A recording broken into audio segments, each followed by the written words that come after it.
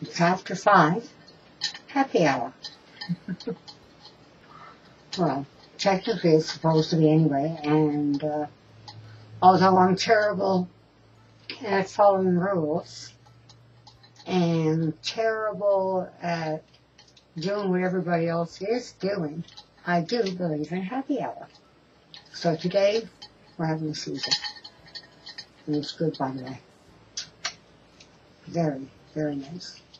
I mentioned, a couple of weeks ago, seeing some of my family on Facebook, and I was so excited, oh my God. And I couldn't wait to make contact with them. And the bad part being is I have been up to my yin-yang busy, and I haven't made contact with them yet, except for one of them. So I definitely have to make a point of trying to establish contact with the rest, simply because I am dying to see them and talk to them and all of it. Makes you feel real good in here just thinking about that. My cousin Elsie was supposed to visit me, and because of the weather and circumstances at the time, well, she didn't make it. I found that one to be a profound disappointment, but we did speak forever and ever on the phone, so that would be the upside of it, I think, yes. And she did promise to try to make a point of getting here, so. Actually, before we got off the phone, she was kicking herself in the behind for not getting dressed and coming down here no matter what the weather, yada yada, right? I wish she had her too. Or, if I knew where she lived, who knows, I might have been able to make it up to see her, you know? But no matter which way you slice it, at least we talked.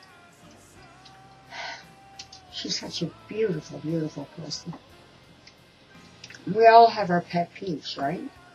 You know, I've got little tiny, tiny ones. I have got great, big, major mothers.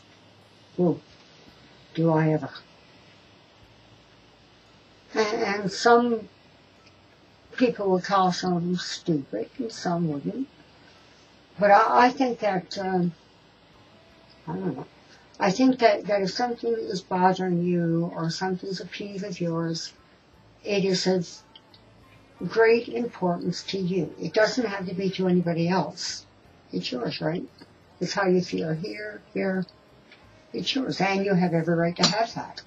Like I have a pet peeve about cleanliness.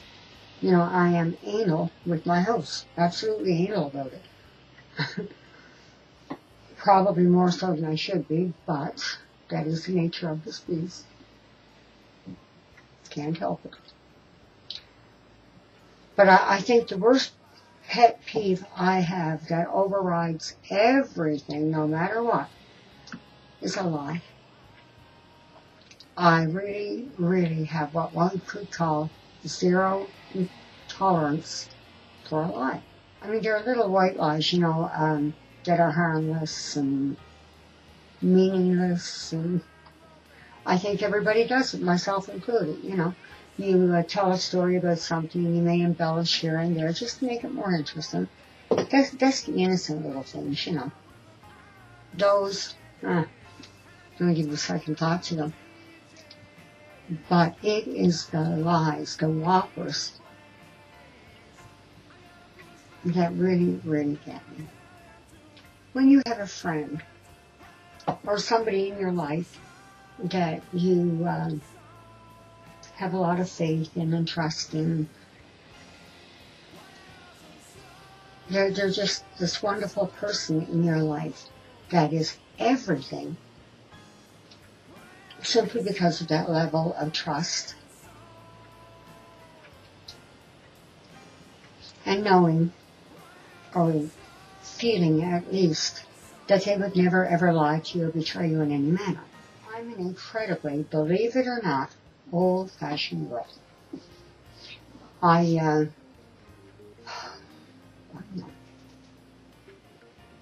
I believe in dignity. I believe in self-respect. I believe in showing others respect. Unless, of course, they give you personally a reason not to. I'm not talking like, you're with somebody and they don't like that person. Say something derogatory so you disrespect that person on somebody else's say-so. No way. No, you draw your own judgment call on that one. Another person's say-so, that person doesn't live inside you and they don't live inside your head, your gut, they're not your conscience.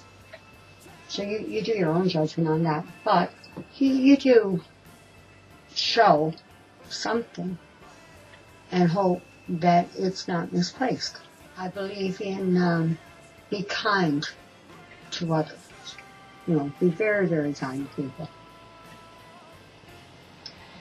And you should especially be very, very kind, without it becoming a charity event, to people less fortunate than yourself or myself. I should be saying me, because I am talking about the way I feel, not you.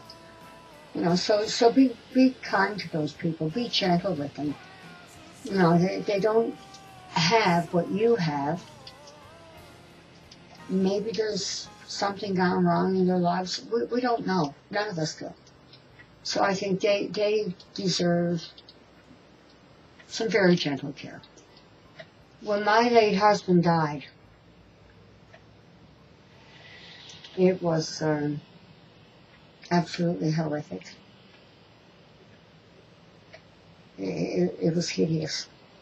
No death is pleasant, but his was particularly hideous. And a week after Wayne passed on, I lost one of my grandsons. Not long after Wayne passed away,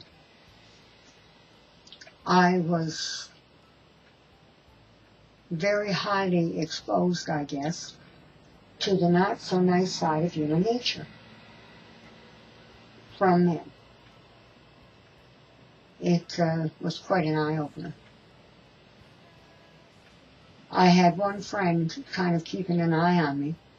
His name was Terry. And he was kind of like a guardian angel, I guess, babysitter, and trying to protect me from what was out there. And he did try, believe me. He did try. But the end result of that is I stopped talking to people. I stopped communicating overall with anybody and everybody. I pulled way, way deep inside myself because of the nonsense and the lies that was coming at me faster than the speed of sound. And I don't want that to happen again. I don't. I've been fighting so hard, to build a life and maintain a life and try to keep it going, especially right now. Right now it's so highly critical, it's unreal. And I don't want to have to deal with this. I don't want to pull back inside of me at a time like this. Right now I need all the friends I can get, and then some. Last night I had the most gorgeous meal. Oh. I am a good cook. Actually, I'm an awesome cook. Here's where old-fashioned comes in again. I believe in dressing for dinner. I do. And I don't care who you're having dinner with. I mean, here in my house, I can dress the way I feel I'm comfortable and entertaining. Out there, of course, it's different, but you still do it. It's one of the best parts of the day, I think.